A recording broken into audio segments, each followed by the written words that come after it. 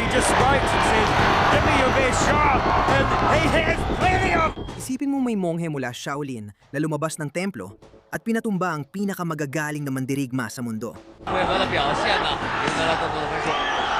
Ang pangalan niya ay Yilong. Mahigit isang dekada siyang umaakyat sa ring suot ang kasuotan ng mongheng Shaolin, yumuyuko sa kalaban at nilalampaso ang marami sa kanila. Nakipaglaban pa siya sa pinakakinatatakutang tao sa Muay Thai, Buakaw Banchamek. Hindi ito inasahan ng kahit sino. ความมีวินัยนี่อุ้ยเต็มครับโดนครับโอ้โดนหมัดครับคุณนายกรตัวขาวครับโดนหมัดสวิงครับ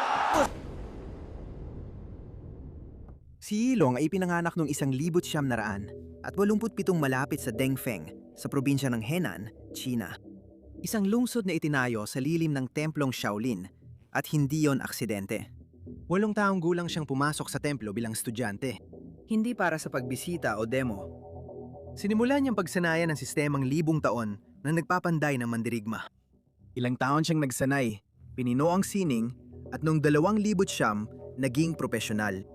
Noong Disyembre 2011 nakaharap ni Yilong si Brad Riddell at nagkaroon sila ng matinding palitan. Both orthodox stance.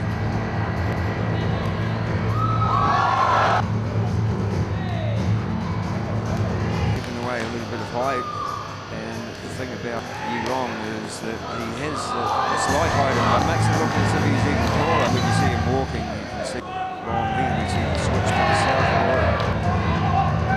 Hard kick from Yilong, the target. One real tough customer. Might be clean punch.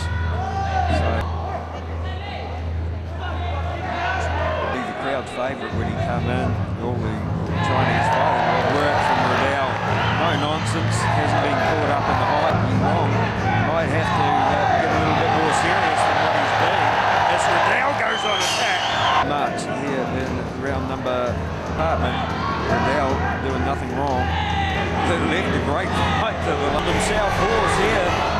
Dito niya pinakita ang isa sa pinakamagagandang sandali ng karera niya. But he just waits and says, "Give me your best shot," and he has plenty of them.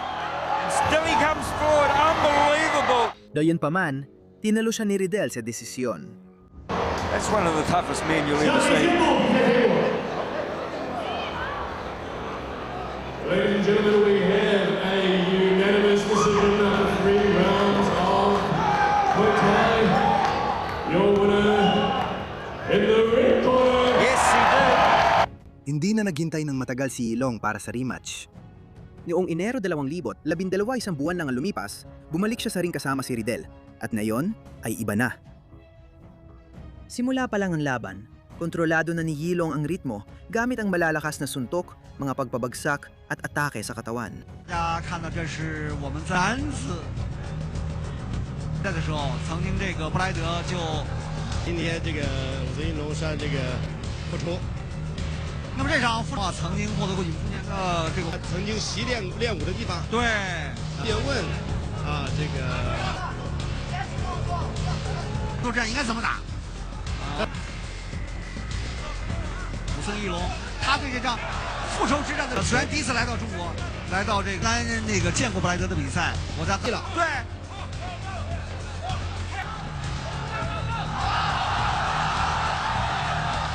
在自己的主场和客场那种心态，一龙的打法还是能蛮克他的，今天我感觉这个布莱德啊，蓝方向的布莱德来自新西兰这个新西兰那样在奥克兰那场比赛变化。那么今天一龙，我所看到他和在更注重比赛这种过程和质量了。 Sa pagkakataong ito, nakuha ni Yilong ang panalo sa pamamagitan ng desisyon.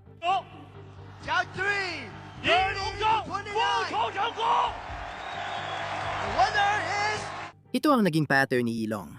Matalo, bumalik, at ayusin ang problema.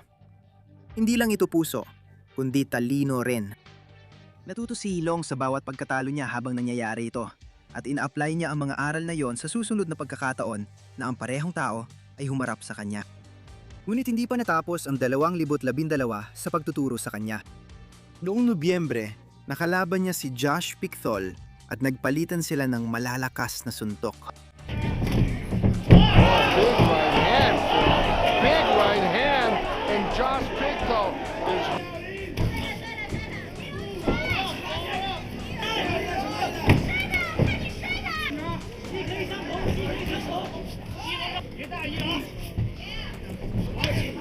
Kick by Josh Phil. Stone State country, Tempe, Arizona.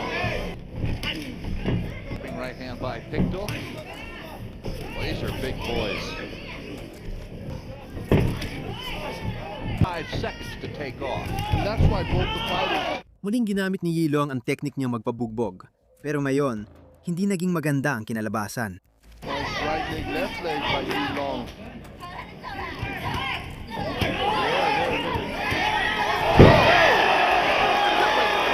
Hindi naging katapusan para kay Yilong ang pagkatalong nito. Ang 2013 ang taon, kung kailan nagsimulang dumami ang mga knockout sa paraang hindi pa nakita ng mga manonood ng Wulin Feng noon. Yang Jinmin, na knockout sa ikalawang round. 지금 다리 왼쪽은 이미 충분히 무겁습니다. 하이킥 일롱 다운 직전 왼손 또 한번 왼손 다운 직전이에요. 로우킥 다운 무너집니다. Na-knockout si Jamnian Srikam sa unang round dahil sa sunod-sunod na suntok kaya namagitan ng referee. عند الجمهور بشكل عام وبالخصوص الجمهور الصيني. Sa pagtatapos ng 2013, si Yilong ay may 35 panalo at madalas na niyang tinatapos ang mga laban kaya't napabilang siya sa sariling kategorya sa entablado ng Wulin Feng. At ang mundo ng international na kickboxing ay nagsisimula na magbigay ng malaking pansin sa kanya. 3 taon at 2 buwan na mula nang in-knockout ni Adrian Grote si Yilong sa ikalawang round at bigyan siya ng unang talo sa karera. Dumating si Yilong para maghanap ng pagtubos. At mula sa unang sandali, kinorner ni Yilong si Grote gamit ang uri ng tahimik at tutok na presyon na nagmumula lamang sa isang taong 3 taon naghanda para sa mismong sandaling ito. 是美国的格勒特，我们看到的一场复仇之战啊！没错。一龙第一次去美国就被国仇，现在双方要进行格洛特的拳法相对来说，同时这场比赛也是一场世界级金腰带的争夺战，没错。谁赢了这场比赛将获得一龙就是在美国被格洛特。 Bago matapos ang unang round, nagpakawala si Yilong ng kombinasyon na nagpatumba kay Adrian sa lona sa matinding sakit. 一龙想 KO 对手，没想到意外被对手 KO 了。刚才一龙的一个转身边拳为自己在第一回合的表现呢赢得了更多的分数。 Ang unang tumalo sa kanya sa profesional na laban ay siya na ngayong nakatitig sa mga ilaw. Maayos na naisagawa ang rematch at hindi na kinailangan ng dagdag na round. May tagumpay at kabiguan siya, pero tuloy pa rin ang panalo niya sa knockout. At 6 na buwan na lang ang pinakamahalagang laban ng karera niya. Para maging makabuluhan ang laban, dapat nating malaman kung sino si Buakaw Bansiamek, ang 2-time K1 Max World Champion. Mahigit 20 taon na siyang nakikipaglaban sa top-level international kickboxing. 毕竟是老将。Ang mga sipa niya sa binti ay kabilang sa pinakamapaminsala sa kasaysayan ng sport na ito. Ang kanyang timing, clinch work at mga kombinasyon ng suntok ay nasa level na hindi kayang abutin ng karamihan sa mga mandirigma kahit buong buhay pa nilang subukan. Si Buakaw Bansiamek ay hindi lang mahusay na mandirigma, kundi pamantayan at pinakamahusay sa Muay Thai sa lahat ng panahon. Walang pag-aalinlangan. At noong ika-6 ng Hunyo, 2015, umakyat siya sa ring kasama si Yilong. Mula simula, eksakto si Buakaw. Ginamit niya ang tip para kontrolin ang distansya at pigilan si Yilong na makapasok sa gitnang distansya kung saan delikado ang Shaolin niyang lakas.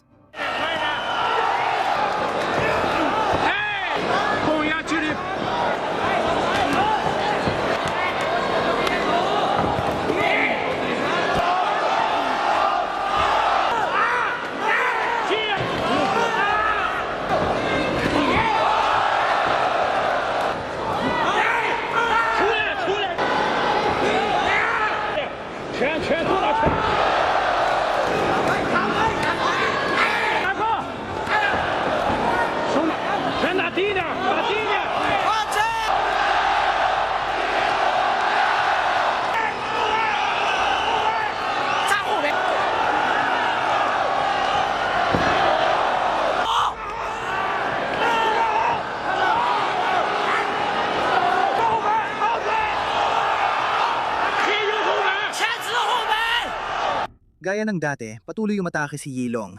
Tinatanggap ang mga suntok dahil sa bakal niyang katawan at hindi tumitigil sa pag-abante.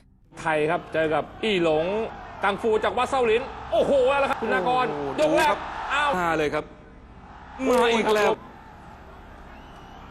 เอาครับอุ้ยบัวขาวครับโดนครับหมัดมาอีกแล้วก็โดนครับนี่ครับระวัง Pero may sagot si Buakaw. Ronda matapos ronda, nabasa niya ang mga galaw ni Yilong at napanatili niya ang kontrol sa laban mula sa labas. หมัดเขาแรงนะครับหมัดครับโอ้แต่ว่าหมัดในยุคนี้ครับบัวขาวโอ้ยเต็มครับโอ้บัวขาวครับโดนหมัดสวิงครับเมื่อสักครู่นี้โอ้ครับ Pagkatunog ng huling kampana, malinaw ang puntos. Nanalo si Buakaw Banchamek sa desisyon. Natalo si Yilong sa pinakamahusay na buhay na mandirigma ng Muay Thai. 比赛结果，蓝 บัว 方 ขาว 胜。 นั้นโอ้แล้วผู้ชนะครับ Bumalik siya sa kanyang sulok. Ang susunod na 16 na buwan ang magtatakda ng kanyang pamana. May isa pa siyang laban kay Buakaw.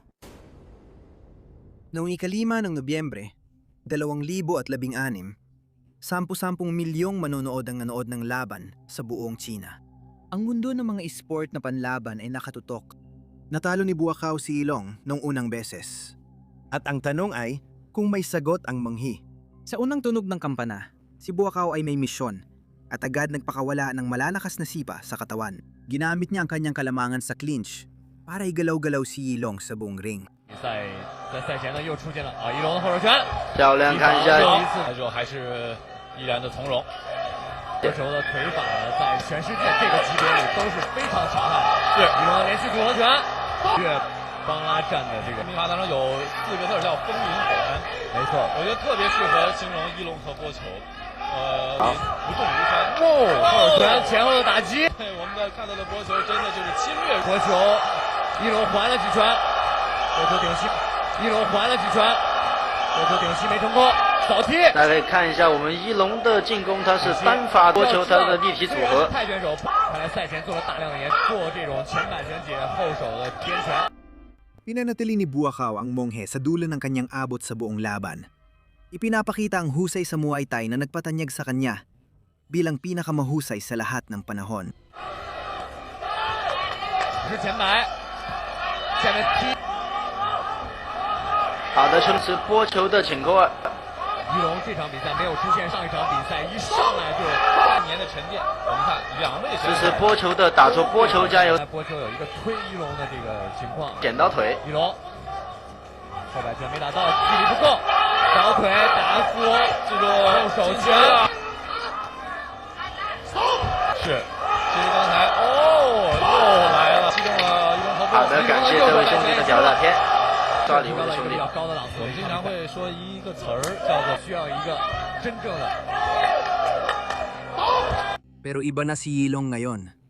Mas eksakto ang kanyang galaw ng ulo. Mas matalino ang kanyang paggalaw sa ring. At mas mapagpasensya siya bago umatake. Hinihintay ang tamang pagkakataon. Imbes na sumugod agad sa mga kontra ni Buakaw.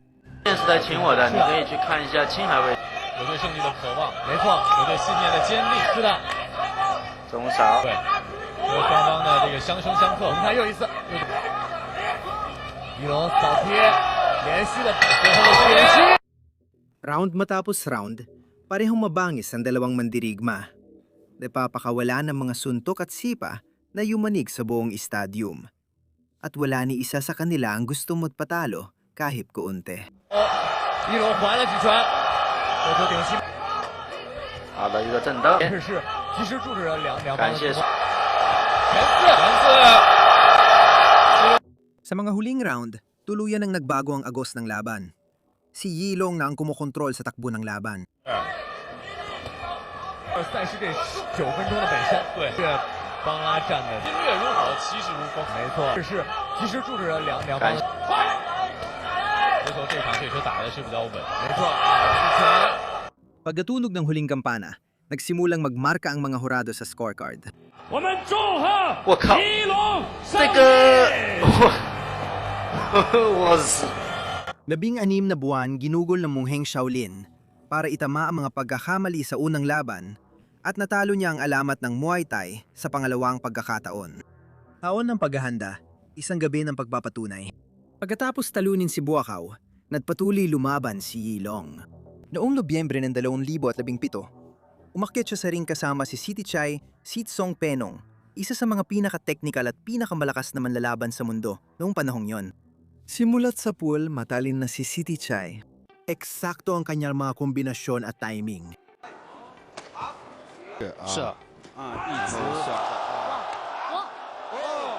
播球的前教练帕良，而门将，对，那么法上肯定是有好处的。是世界排名第，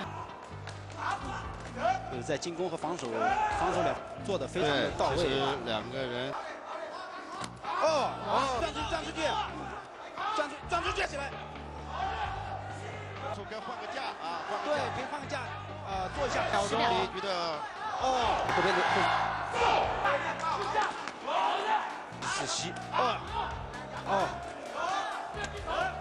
Sa ikalawang round, nakapunto siya ng malinis na suntok at mataas na kaliwang sipa na nagpabagsak kay Yilong. Natuliro at kahit anong pilit niya, hindi siya nakabangon bago matapos ang bilang.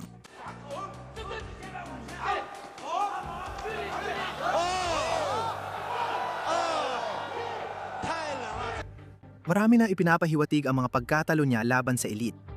Patuloy lumalaban si Yilong sa pinakamataas na antas, pero ngayon ay nagbabayad na siya ng presyo na hindi pa niya naranasan.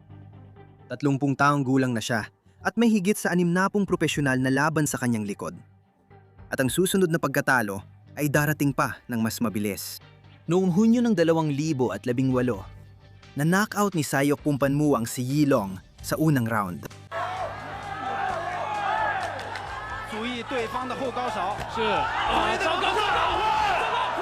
Isa yung brutal na pagpapatigil ng laban at paalala na ramdam na ang pagod sa katawan.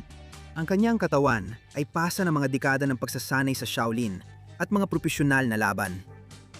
Pero may isa pang pahayag na gustong gawin ni Yilong noong 2018. Ang susunod niyang kalaban ay si Choi Hongman, ang higanteng Timog Koreano na mahigit 2 metro ang taas at pinagmukhang duwende ang mga nakalaban sa MMA at kickboxing ng mahigit 1 dekada. 场上的裁判是托尼·魏克斯，这是著名的一个。 Mula sa simula ng laban, agad na kumilos si Yilong.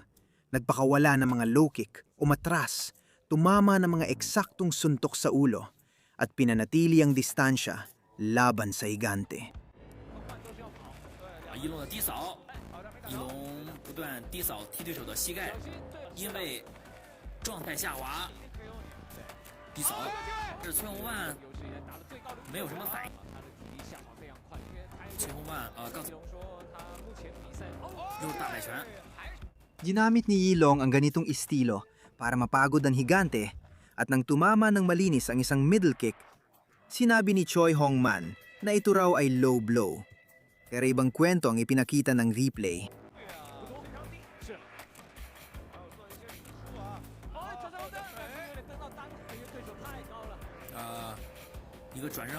Isang 2 metro at 10 sentimetrong higante ang napahinto sa unang round sa edad na 31 matapos ang 2 sunod na matinding talo.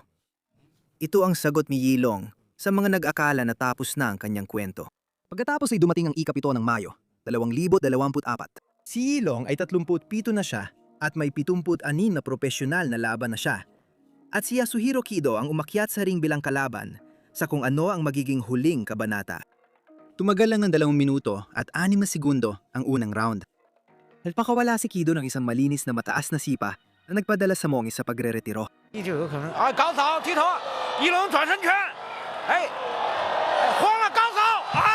Tinanggap ni Yilong ang pagkatalo sa parehong paraan na tinanggap niya ang lahat ng pagkatalo sa kanyang karera. Taglay ang kahinahunan ng isang lalaking sinanay mula pagkabata na maunawaan na magkaibang resulta at ang pagsisikap. Yumukod siya at lumabas ng ring. 76 na profesional na laban sa loob ng 15 taon. Nakipaglaban si Yilong sa mga internasyonal na kampiyon. Na-knockout siya pero bumalik na mas magaling.